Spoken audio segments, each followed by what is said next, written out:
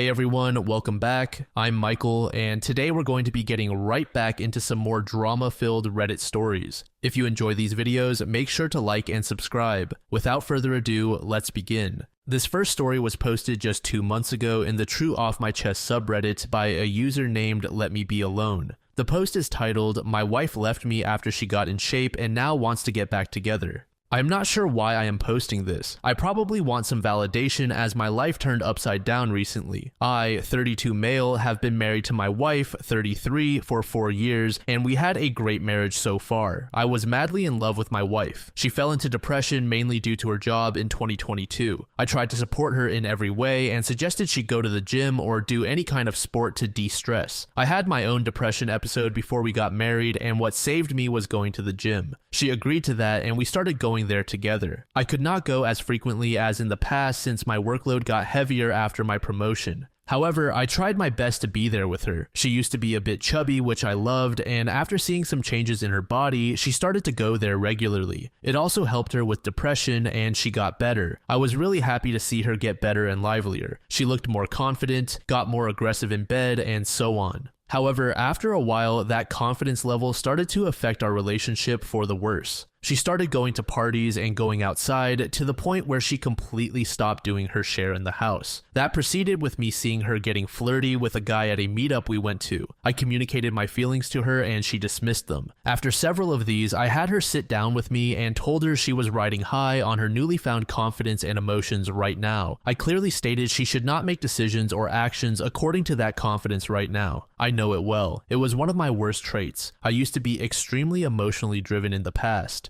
I suggested we go to a marriage counselor and hell broke loose. She said vile things to me, like how she realized she settled down with me after getting better and she could do much better than me. She said I am insecure and other things. This woman used to be the sweetest person on the earth, and I was shocked after hearing the things she said to me. She filed for divorce the following month, and I did not hear much from her other than some lawyer talks. Our court hearing is scheduled for next month, and my lawyer told me there is a high chance it'll be concluded then. There is not much to share. We have similar income and the only shared asset is our joint account. We have similar savings but no kids. The house is my mom's, so it's out of division. I accepted my marriage was going to end like that. Last week, she called crying and told me she regretted everything. She apologized over and over again, but I felt disappointed. I am not angry or sad, but I am just disappointed. She did not text me or call me even once since the divorce started. I did not even know where she was since she just left the home. I told her there is no going back now. She has been messaging me nonstop. My family supports my decision and tells me I should not back down. My in-laws were shocked when they heard about the divorce. They are now telling me to rethink everything. I will 99% not back down, but as I said, I'm just looking for validation and maybe wanted to vent. Thank you for reading.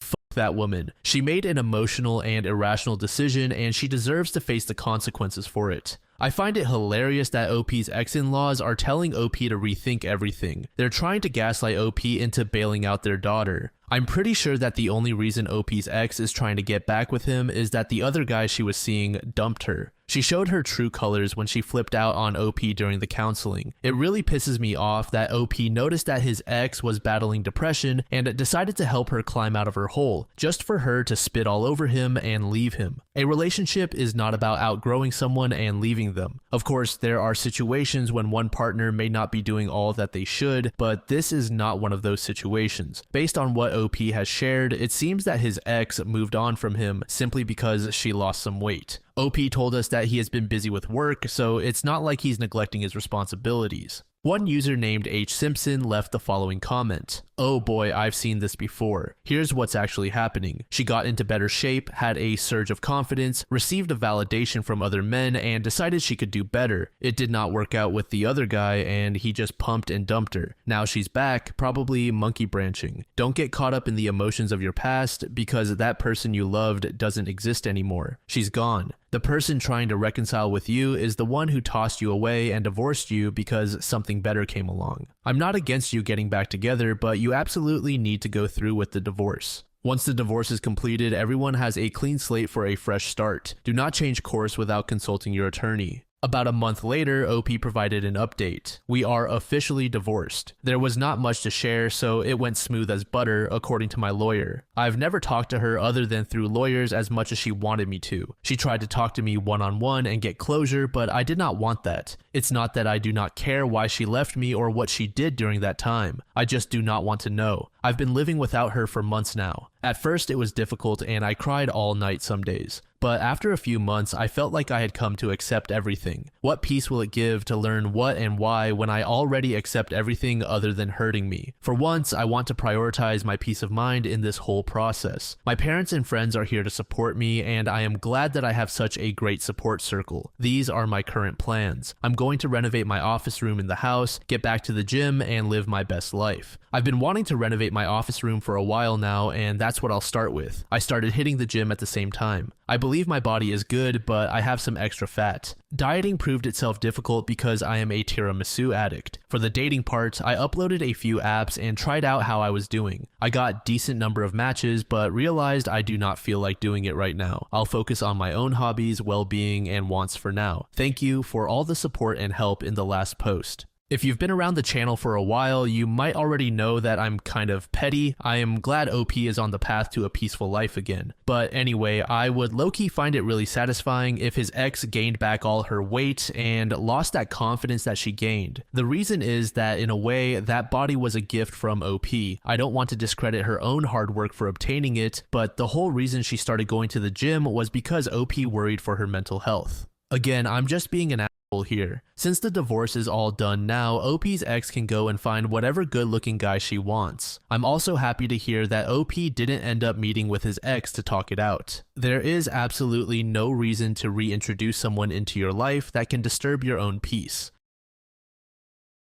This next post is going to be a short one. The account has apparently been suspended, so I cannot check if any updates have been made. But there probably weren't any given how new this is. The post is titled, "The way my patient's mom died is the reason I'll abort my child if it has disabilities." The post was created by a user named FineEstate5489 in the trueoffmychest subreddit. I'm a 24-year-old woman and I work in home health. I was put with a brother and sister duo. We call our mentally handicapped DDoD. That's what they are. I had started working for them around the time that their mom died. They are in their 50s and they try to have sex with each other and have the whole time growing up. So I really have to be careful and watch them. I never knew how their mom passed until recently. It turns out it was a dead winter and it was snowing badly. Their mom got up to go to the bathroom and collapsed. She lay on the floor alive for 4 days. For those 4 days, these mindless people were walking past her day in and day out. They never once tried to seek help. There were cameras in the home and they found out the son would sit by her and talk to her while she begged him to go get help. She ended up dying due to a heart attack on the 4th day. She was found when her sister called a nearby friend and had him go check because she hadn't heard from her. All 3 people in the house were covered in human waste and were in poor condition. The family had to go to court to give custody of them to a family member, and they refused to let them go into an assisted living facility. This is the reason I'll never have kids with disabilities and will abort them if there's even a chance they will.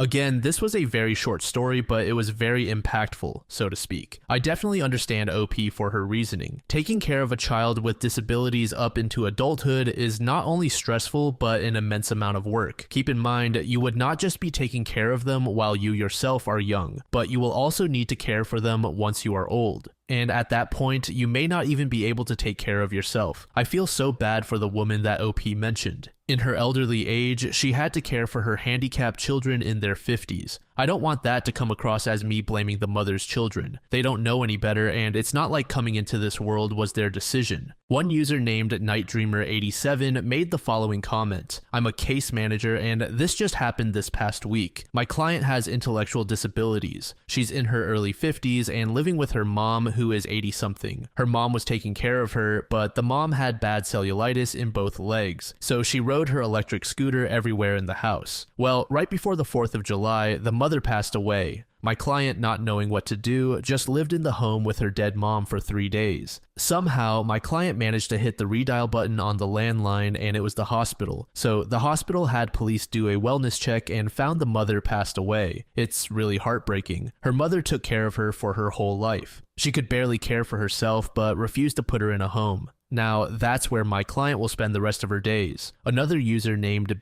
Be Broke shared their experience with a disabled woman as well. I worked with a woman who has cerebral palsy and other disabilities in her 50s. I no longer work at that facility, but she was the only one who had that condition. She was always happy and everyone catered to her, but the last time I saw her, she told me she wanted to die and she was going to while starving. I tried to reason with her because I took the time to learn her vocabulary and communicate with her. She did get depressed knowing her favorite aides were no longer going to be working with her and new people didn't want to touch her. I always thought that she didn't deserve the life she has/had because her parents abandoned her at birth. Another user named Scar Alternative 11 added this to the thread. As I read this, I am sitting next to my 13-year-old nephew whose diaper I just finished changing. I have also been wiping drool off of his face and suctioning his secretions via his inline through his tracheostomy. In a little bit, I'll be starting his dinner feed via his G-tube. My sister is my very best friend. We are incredibly close, so by extension, I have an incredible relationship with my nephew, but he was not born this way. He was a perfectly normal, healthy, happy, smart little boy until he was 9 years old. He contracted acute disseminated encephalomyelitis as a result of an adverse reaction to a flu shot. It is so incredibly rare that my family and I basically won the bad luck mega jackpot. We were in the hospital for 28 days, short of 3 full years. It has been the single hardest thing my sister, my brother-in-law, and I have ever been through, but I still love him more than any damn person in the whole world. Nothing could change that. But I digress. My point is that it can happen at any time. 5 years ago, if someone had asked me if I thought I would ever be changing his diapers again, I would have thought, what a stupid thing to ask. But alas, here we are. The next comment we'll go over was made by user Endlessly Unfinished. They said, I have lupus and type 1 diabetes. I won't have kids because of this. Both are unfair diseases on their own, but together it's a storm of epic proportions. Society likes to canonize those who raise mentally disabled people, and truthfully, most of these kids can and do grow up to have a rather full and productive life. I'm all for that. But every once in a while, a baby is born that is so disabled that there's absolutely no chance of ever having a life, especially some semblance of a normal one. We're talking about the ones who can't do anything for themselves and never will. They're a massive drain on their families, not just financially, but mentally and emotionally. Other children are sent to the back row in order to take care of the one child who obviously needs the 24/7 care. And then these siblings will be forced to take care of their own disabled sibling when their parents are too old to continue their care or they pass away. Just in my personal life, I've seen marriages end and families ripped apart over these situations. I have friends who have siblings who are so severely disabled that they are deeply affected and resentful because they did not get anywhere near the parental attention they should have gotten growing up. I've seen whole inheritances wiped out caring for one child while the other children are now left to suffer poverty. I myself am poor and it's just awful. And then there's the dilemma of how this is even fair to the disabled child. How do they feel? Can they feel? Are they even aware? Because at one point they aren't even participating in their own lives. They aren't living, they're existing. To be clear, I'm in no way saying these poor souls need to be euthanized or some awful shit like that. But when you're pregnant and you go in for your scans and tests, you have to know that nature fucks up every so often and you might have a baby that's alive that shouldn't be. It's super and I get that. But you've got to set yourself aside in those moments and logically think about all this other shit that's going to come with having a baby that's going to require round-the-clock care for their entire life. The toll it's going to take on you and your family, the financial burden it's going to be, and above all, is it even fair to put someone in this world that's going to suffer and not be able to even participate in even the most basic of activities in life? In all likelihood, you will not be working so you can take care of a 15-year-old like they were a 15-day-old baby. I know religion and faith play a massive part in this decision too.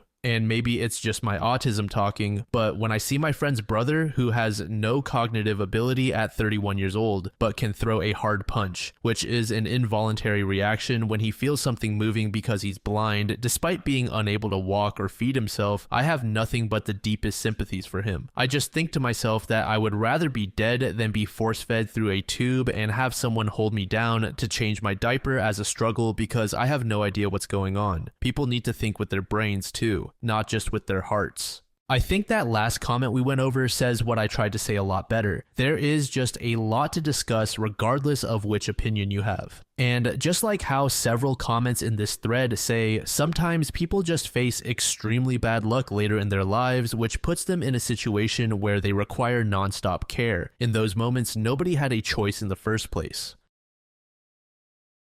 This final post we'll visit was created 2 years ago in the True Off My Chest subreddit by user Thunderbites. The post is titled, "My girlfriend of 3+ years just threw a 180 and ruined the perfect future I had planned. One of my best friends throughout all of high school that I've hung out with through other friends pretty often got much closer to me later on. Eventually, after high school, my parents wanted to sell the house, so I had to move out. I had been dating this girl for over a year at that point, and she and I decided to move in together. Fast forward a year, we did everything together. We spent multiple semesters in college, countless road trips, vacations to meet my family, a stay over, a trip to Orlando, and a trip to another country. I took her everywhere I could, and we did fun things every weekend. We even got my first 2 cats together. We were the golden couple our friends looked up to, and my relationship with her felt extremely strong. I felt very emotionally dependent on her, and she always had comfort in me. Very few arguments, and the few small ones we had only ended in us becoming closer. There was no way anyone who knew us could have seen the following coming. It was indescribably surprising. Fast forward another year to a couple of weekends ago. I'm playing a game called Tarkov and chatting with friends while she's out with her friend named M.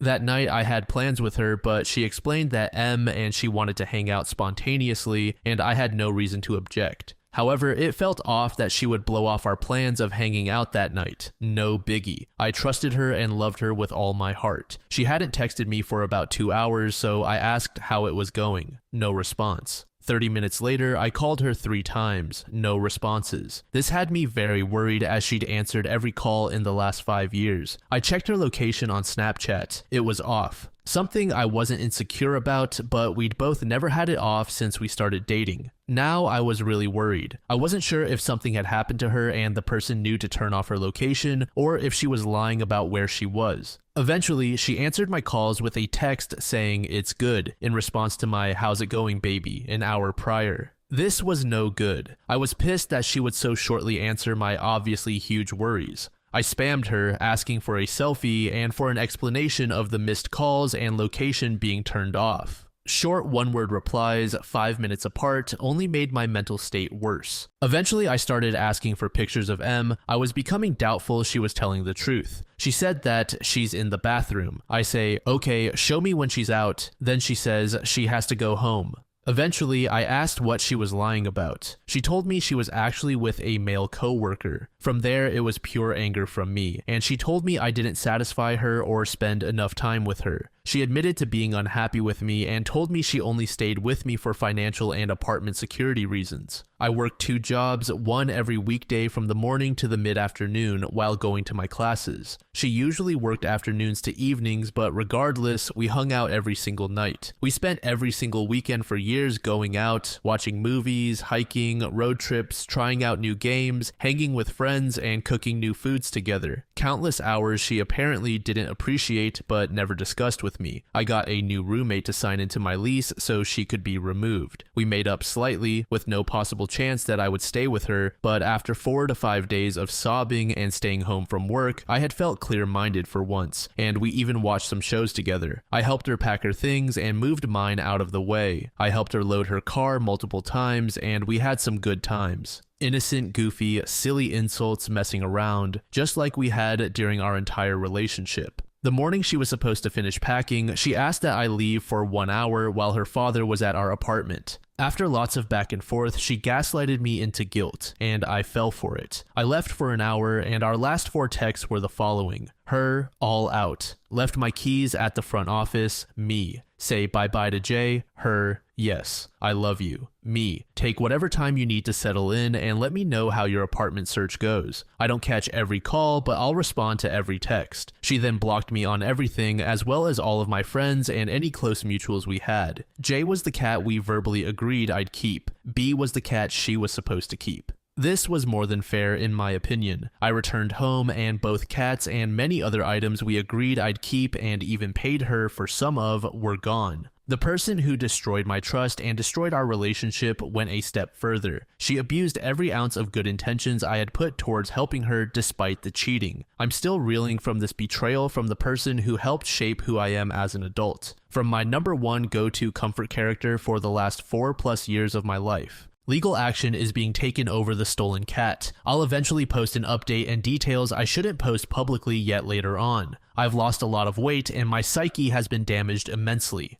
Hopefully, I will learn from my mistakes, take into consideration the new red flags I've noticed, and not let any similar issues arise again. But in the end, no matter what I did differently, she most likely would have done the same thing, and as long as I understand that, I believe I can eventually find someone better for me. Over the course of the last 4 to 5 months, she destroyed my sex drive. Over the course of the last year and a half, I haven't spoken to a single female in any of my classes or previous female friends I had over text due to her paranoias. I respected this even though it caused some personal concern. I sacrificed so much in my life and covered her half of our payments multiple times. It was clear in our last few texts that I had no intention of cutting her off or hating her for the rest of my life. This has destroyed me. I caught her cheating during the 3rd week of August 2022. Edit. Wow, I did not expect this kind of reach and feedback on my first Reddit post. I will explain further why I was so worried about her lack of response. Most of my criticisms are coming from this, so hopefully some context into the dynamic of our relationship will help. I will also be posting the civil case updates as reasonably as I should without a chance of hurting my odds. I appreciate all the feedback, comments, suggestions, advice, criticism, and even the jokes. It means the world to me to suddenly become involved with such a supportive community on a topic that has recently devastated me. Edit 2, it's been rough. Nearing a month since I caught her cheating. Every day is 50-50, whether I feel like crap and I'm caught up in the past, or self-doubts, or feel totally fine and focused on my classes/work.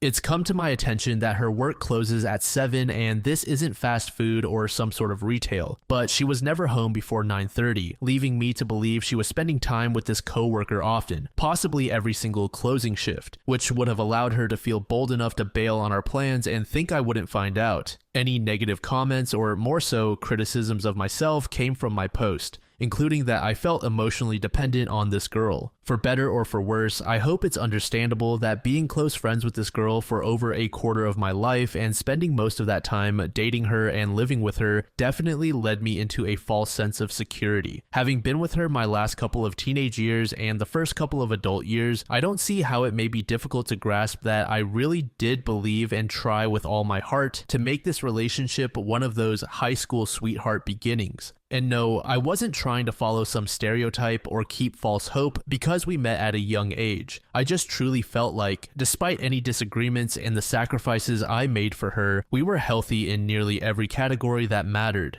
And with the issues we overcame, I never would have thought any disagreements of ours could stand the test of our relationship's time. I was not literally desperately dependent on her for my emotions, but I always felt like I'd have her when I needed her, and I wanted her to know she'd always have me. When the person you feel this way about suddenly upheaves all of the progress and time you shared with them, it's devastating and detrimental to the optimism I've had my entire life. Here are some court updates. A complaint was filed, the constable paid, and evidence of our verbal agreement and its violation was printed. The constable has contacted me to inform me that her working location is refusing to allow them to speak with her. There is one attempt left, and then I need to dive into a special service request or hire a private summons. Either way, the cost will be added to the suit. I feel extremely wronged, and it is undeniable that a crime was committed against me with the intent to spite me and for her own selfish desires. I had a friend over, my new roommate, during one of the days before the theft of my belongings and pet, and the three of us discussed who was keeping what, and who would keep which of the cats. I have his written and notarized statement ready for use in court as damning evidence that she and I had a verbal agreement. An agreement that she violated, obviously. Physically, she took both cats and multiple of of my items, and the last few texts between us are usable evidence. That being said, myself being financially stable and responsible, I'm basically allowing whatever process needs to take place out of my wallet, knowing that winning the case would mean any court-related costs are then awarded to me. This is simply a waiting game, and by now she knows I'm not bluffing or simply going to give up and let this bane keep my loving cat. I am also inquiring into the possibility of taking both back, though I'm not sure what the odds of that are, as it's not requested in my formal complaint. Lastly, for now, the extreme amounts of support, both in the comments and in my arms, have given me countless smiles and overall helped my confidence both in moving on and pursuing the case. But too much alone time lately always leads to negative reflection and utilizing my 2020 hindsight. I appreciate everyone who took time to read this situation, and though I wish this wasn't posted on TikTok, for the sheer fact that I've had a friend even ask me about it, referring to the video, I absolutely have no regrets sharing this. I felt like I needed a place to vent about the last few weeks, and this was definitely a safe place to do it. Thank you all, more updates court-wise are coming soon. Not long after, OP gave us an update. Check my other post in this sub for context. I've been speaking to a therapist since the week all of that had happened. I have to admit, my whole life I'd never really seen the point in one, but having someone to speak to who knows how to effectively reassure you is a nice way to take some of the mental stress off your shoulders. Fantastic news. Today, only 10 days since I made the original post, absolutely a huge turnaround occurred. I had filed the civil suit as I intended and paid for summons. Traditionally, you get 3 summons attempts before you need to move on to more expensive yet thorough means of serving someone civilly. The first 2 attempts were wasted on her working address. The constable was told both times promptly to screw off and that they had no clue who the constable was referring to. The third and final traditional attempt was to have the constable head to my ex's father's house. Being the reasonable man I know he is, which is why I allowed her to be in my apartment in the first place, thinking he'd be there the whole time, he contacted his daughter regarding the constable, and out of good conscience and for his daughter's financial well-being, he explained to her that she needed to meet with the summoner and find a way to get this case dropped because it was clear she would not win once served. The constable called me earlier today to inform me that she had been served. She promptly reached out to me for the first time since telling me she loved me, that she had told my cat goodbye, and that all of her things were out of the apartment. She essentially asked what it would take to have this case dropped, as she definitely could not afford this. I explained my demands, and she asked for a couple of things she had left here, laptop and some clothes. I agreed to drop the case after I'm paid and have everything stolen returned, including my beloved cat. Sure, I could have denied her and dragged her through months and months of court, at the end of which she'd most likely have to pay all of my fees on top of hers, as well as these demands. I in no way or manner forgive her at all, but I don't have it in my heart to ruin someone's life as badly as this financial situation would do to her. I feel it is much healthier and says a lot more about me that I'm able to settle this ultimately outside of court. I will never speak to her again outside of this exchange. Yes, she will be paying for all of the fees and time I've put into this case already. I am so unbelievably excited to get my cat back. Even though she deserves every little bit of what I planned through court, I'd like to move on as fast as possible and not be legally involved with this horrendous human being for up to a year longer than I need to be.